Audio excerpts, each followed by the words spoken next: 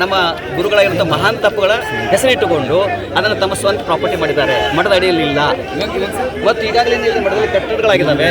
ಅದರ ಬಗ್ಗೆ ಭಕ್ತರೇ ಕ್ವಶನ್ ಕೇಳ್ತಾ ಇದ್ದಾರೆ. ನಾವು ಕೇಳಿಲ್ಲ, ನಾವೇನು ಇವತ್ತಿಗೂ ಅವ್ರಿಗೆ ಕ್ವಶನ್ ಮಾಡಿಲ್ಲ.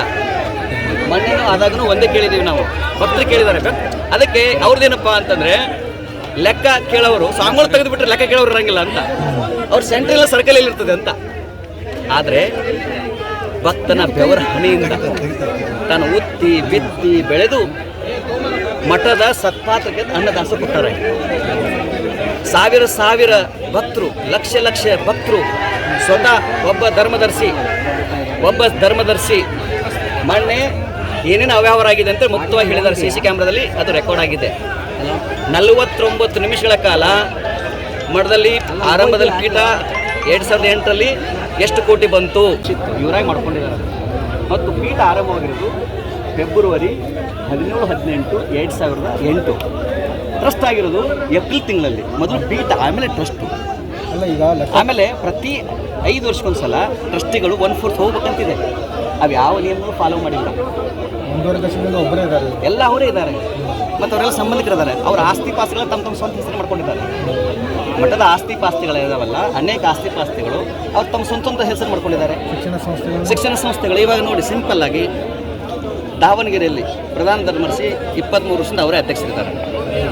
ಏನು ಟ್ರಸ್ಟ್ ಬಾಯ್ಲೈನ್ ಹೇಳುತ್ತೆ, ಇಲ್ಲೇನು ಹೇಳುತ್ತೆ? ನಿಮ್ಮ ಹತ್ತಿರ ಇದೆ ನೋಡಿ, ಇದು 4 ಜನಗಳದು ಅಲ್ಲ.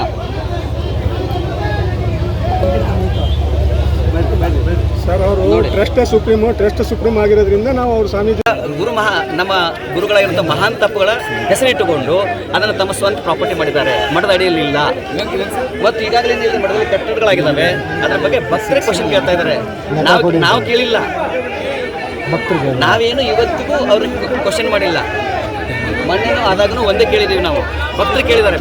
ಅದಕ್ಕೆ ಅವ್ರದ್ದೇನಪ್ಪ ಅಂತಂದರೆ ಲೆಕ್ಕ ಕೇಳೋರು ಸಾಂಗಳು ತೆಗೆದುಬಿಟ್ರೆ ಲೆಕ್ಕ ಕೇಳೋರು ಇರಂಗಿಲ್ಲ ಅಂತ, ಅವ್ರು ಸೆಂಟ್ರಲ್ ಸರ್ಕಲ್ ಇರ್ತದೆ ಅಂತ. ಆದರೆ ಭಕ್ತನ ಬೆವರ ಹಣಿಯಿಂದ ತಾನು ಉತ್ತಿ ಬಿತ್ತಿ ಬೆಳೆದು ಮಠದ ಸತ್ಪಾತ್ರಕ್ಕೆ ಅನ್ನದಾಸ ಕೊಟ್ಟಾರೆ. ಸಾವಿರ ಭಕ್ತರು, ಲಕ್ಷ ಭಕ್ತರು, ಸ್ವತಃ ಒಬ್ಬ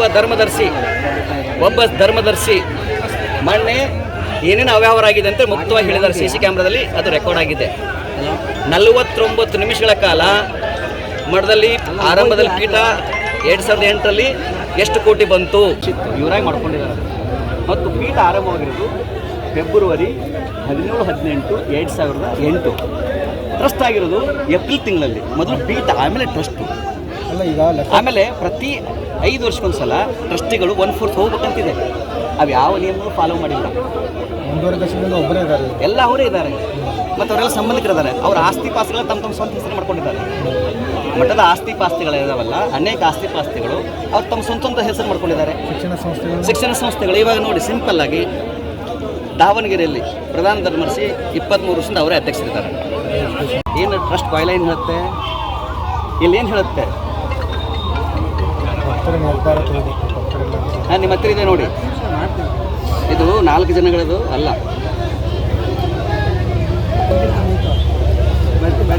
ಸರ್, ಅವರು ಟ್ರಸ್ಟ್ ಸುಪ್ರೀಂ ಆಗಿರೋದ್ರಿಂದ ನಾವು ಅವ್ರ ಸ್ವಾಮೀಜಿ.